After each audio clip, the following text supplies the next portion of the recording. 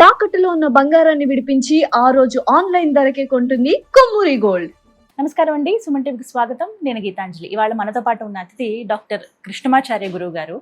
యాదాద్రి లక్ష్మీ నరసింహస్వామి వారి సన్నిధిలో పూజారిగా 13 సంవత్సరాల పాటు వారు సేవలు అందించారండి. అలాగే మనకి వారు ప్రత్యేకంగా చెప్పొచ్చు, పండితులకైనా పామరులకైనా అర్థమయ్యే రీతిలో ఎటువంటి సందేహాలనైనా కూడా నివృత్తి చేస్తారు. ఇంతేకాకుండా వారు విశ్రాంత ఆంధ్ర ఉపన్యాసకులు కూడా. ఎంత చక్కగా మాట్లాడతారో అందరికీ తెలిసిన విషయం. అయితే ఇవాళ చాలా మంది ఎన్నో సందేహాలు, ప్రశ్నలు అంటే కామెంట్స్ రూపంలో అడిగారు. వాటన్నిటికీ ఇవాళ గురువు గారి మాటల్లో మనం సమాధానాలు తెలుసుకుందాం. గురుగారు నమస్కారం అండి. జై జై విజయీ భవ విజయీ భవ, అన్ని విజయాలు చేకూరుగాక. గురుగారు ఎన్నో సందేహాలు అడుగుతూ ఉంటారు కామెంట్స్ లో కూడా. అందులో విశేషంగా అడిగేది ఏంటంటే, తులసికి ఎందుకంత ప్రాధాన్యత? ఎన్నో మొక్కలు మనకు ఉన్నాయి, ఇంట్లో ఖచ్చితంగా ఉండవలసిన వాటిలో తులసి అని చెప్తారు, నిత్యం పూజించుకోవాలని చెబుతారు, ఎంతో పవిత్రత చేకూరిందని చెప్తారు. అవి మన దగ్గర ఉండడమే అదొక శుభంగా భావిస్తూ ఉంటాము. ఎందుకు అంత ప్రాధాన్యత తులసికి? మీరు మరొక మంచి ప్రశ్న. వాటికి శాస్త్రీయ రీత్యా దేవతా వృక్షాలని పేరు. దేవదారు వృక్షం దగ్గర నుంచి తులసి చిన్నదే, రావి చెట్టు గొప్పది, మోదుగు చెట్టు గొప్పది, వేప చెట్టు గొప్పది, మామిడి చెట్టు అయితే ఇంకా గొప్ప. ఇట్లా అన్నిటికీ ప్రాధాన్యత ఉంది. పంచ పల్లవాలు, దాంట్లో తులసి లేదు. తులసి మారేడు చాలా గొప్పవి. మారేడు అది తులసి దేవత, ఆరాధన, దైవత్వం. అంతే. అవన్నీ శాస్త్రాన్ని పక్కన పెడితే, శాస్త్ర చర్చను మనం పక్కన పెడితే గొప్పవి. తులసి ఒక్క తులసి కాదు, అనేక తులసి. రామ తులసి, కృష్ణ తులసి, ఇట్లా 6-7 రకాలు తులసిలో ఉంది. ఏంటి కారణం? ఆక్సిజన్ ఇస్తుంది. ఇది ఆధునిక యుగానికి అవసరం. ఆధునిక యుగంలో అందరూ తెలుసుకోదగిన ప్రశ్న మంచి వేశారు. తులసిని పెంచేస్తే ఆక్సిజన్ పెంచుతుంది, ప్రాణశక్తిని పెంచే వాయువును అందిస్తుంది. విన్నారా? అందుకోసం తులసి చాలా గొప్పది. ఇప్పటికీ డాక్టర్లు వెళ్ళి తులసి వనాలలో కూర్చుంటారు.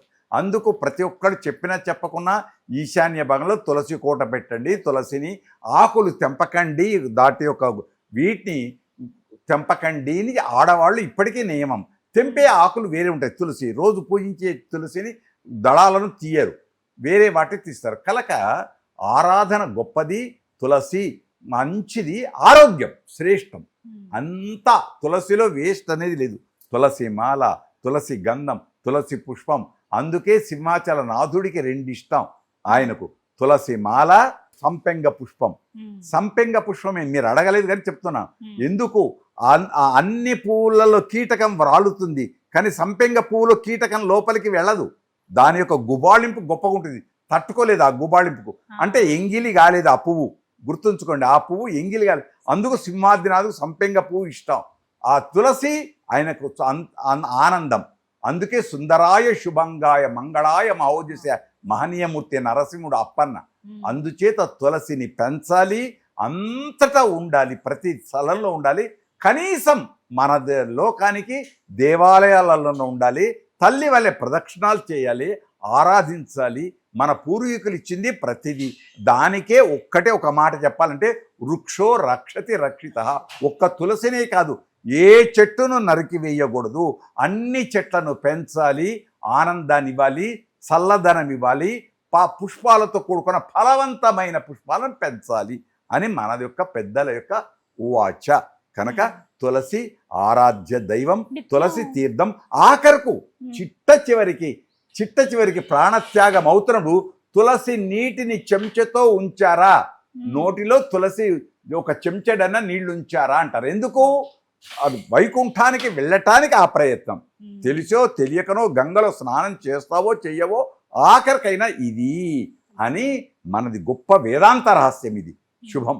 నిత్యం పూజ చేసుకోవచ్చు, హాయిగా చెయ్యాలి. చేసుకోవచ్చా కాదు, రోజు పూజ చేయాలి, 3 కాలాలలో ప్రదక్షిణాలు చేయాలి, దండం పెట్టాలి. ఒకటి, రోజు 5 తులసి దళాలు తింటే షుగరు రాదు. 2 ఉన్నాయి ఇప్పుడు. ద్వియం, విన్, వి, 1, 2 కలిపితే విన్. ఏమిటది? మన మనుషులలో ఇప్పుడు వచ్చినవి. 1 షుగరు, 2 బీపీ. ఇవి అందరికీ ఉన్నాయి. ఇది పోవాలి అంటే తులసి ఖచ్చితంగా ఉండాలి. నువ్వు తింటవో తినవో కారమో వగరు ఉంటుంది కాబట్టి నీళ్లలో వేసి మనకు తీర్థం ఇస్తున్నారు. ఆ ఆకుల యొక్క శక్తి జలంలోకి వచ్చి జలంలో నుంచి శరీరంలోకి పోతుంది, ఔషధిగా, మందుగా, పవిత్రంగా. కనుక తప్పకుండా ఆరాధన చేయాలి, ప్రదక్షిణాలు చేయాలి, ఆరాధించాలి, పెంచాలి. వృక్షో రక్షతి రక్షిత. నెలకు 3 వానలు కురేయటానికి కారణం వృక్షాలు, చెట్లు. ఆ చెట్లను రక్షిద్దాం, పెంచదాం, దేవతా వృక్షాలని ఆరాధిద్దాం. శుభం. చక్కగా చెప్పారండి, ధన్యవాదాలు.